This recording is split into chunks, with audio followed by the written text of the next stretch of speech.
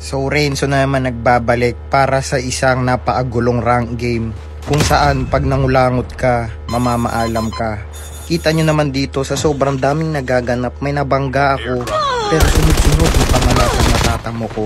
Tingnan nyo dyan, 10 indicator agad yung lumabas. Pag nagkamot ka dyan, wala na.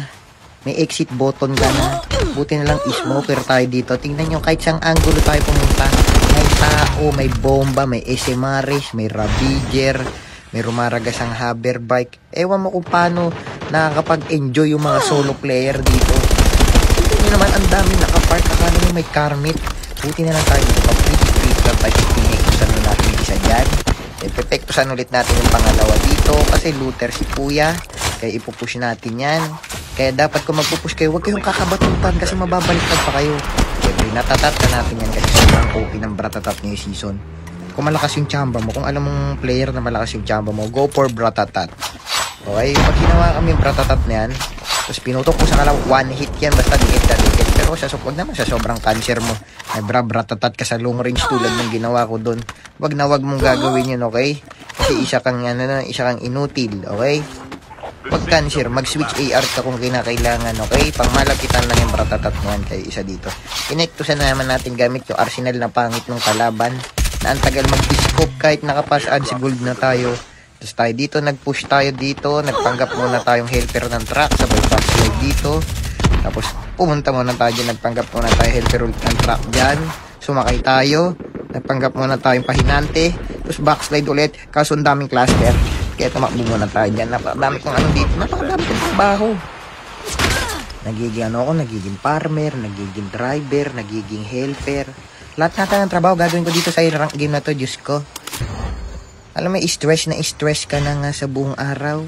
Tapos pagbukas mo ng code, mas nakaka-stress pala. Yung akala mo nakakatanggal pagod tong larong to. Yung pala, nakakapagod. May maglalaro ka para lang magpaantok pero bigla ka mapapabangon kasi palong-palo yung mga kalaban niya.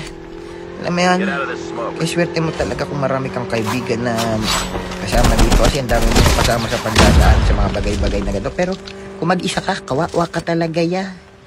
Lahat na lang ginawa ko dito, nagpanggap akong dagta, nagpanggap akong gulong, nagpanggap akong farmer, nagpanggap akong bush. Sobrang ganap dito, pati pagiging pintura ginawa ko na dito ya. Kung pwede mo gawin, yakapin mo na yung smoke. Nagtago na ako sa smoke kaso palong-palo yung mga kalaban. Tingnan mo naman, sa sobrang gipit nila dito, nagpanggap na lababo yung mga kalaban dito, nagpanggap na kubeta. Yung isa dito, Diyos ko, nagpanggap ng cabinet dito sa loob. Kaya pala hindi ko mabomba-bomba, hindi na siya humihinga. Tingnan niyo si Kuya dito. Talagang gagawin niya lahat para makapagtago kaso nakita ko siya, kawawa naman siya. Kaya guys, kung nag-RG kayo, enjoyin niyo, okay? Kahit ako na yung stress, okay? Pag ginagaslight ko lang di sarili ko yan, tignan mo naman, pag binaril may isa, babarilin ka na ng lahat. Kasama pang Ravager, talaga siya. Kumbaga may kung may binili ka, may freebies pa. Grabe talaga yung mga alantinan, naglabas pa ng drone yung mga yawa. Paano ka mabubuhay dyan? Ravager ka na. Kalaban mo, 4 na tao, isa Ravager, tapos isang drone. Sino ba nang hindi kawawa sa mga ganyang pagkakataon? Tino, palong-palo pa to si kuya. Bibigwasan na natin yan. Masyadong ginagalingan eh. Ayaw magpaawat kita ulit. Dampot ko tuloy yung BP50 mo. Isa dito, nag-live pa dito. Kaya nag-board out muna tayo dito kasi gina-gatekeep nila yung pugi. Kini-gatekeep nila yung pugi. Kaya tayo ay papasok muna dito. Sabay board muna tayo. To. Sila naman yung gatekeeping ko kasi sobrang asim nila kuya dito. Nasa lubong niya yung pugi na nakaboard. Talagang pinambat natin si kuya dito. Binangga niya pa ako. Isa niyang kampilot. Nagpagdap na lomot sa bato. Kaya di niya alam ang gagawin. Mamatay niya sa zona. Kaya tinotokan na natin yan, patay ka na kuya. Sabi sa inyo, sa sobrang gipit ng RG ngayon, lahat gagawin mo para mabuhay. Tingnan mo naman itong mga to. Alam mo parang mga langgam na binabasa ng tubig, nagsisipasukan sabay-sabay.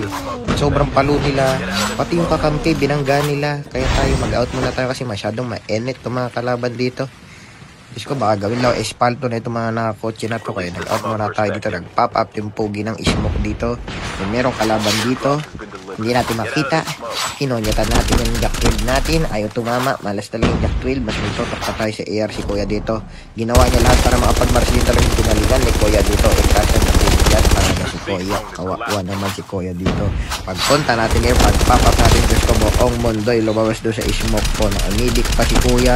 Naka-spatter yung kakampi. Kawawa naman ako dito. Kaya lahat ng class sinasalo ko. Kulang na lang ilabas na nila yung aso. Kanina lahat ng class sinalo ko. Ravager, Defender, Smoker, Shockwave, Prone, ngayon, Medic, kasi Spatter. Kawawa ka talaga sa mga toya.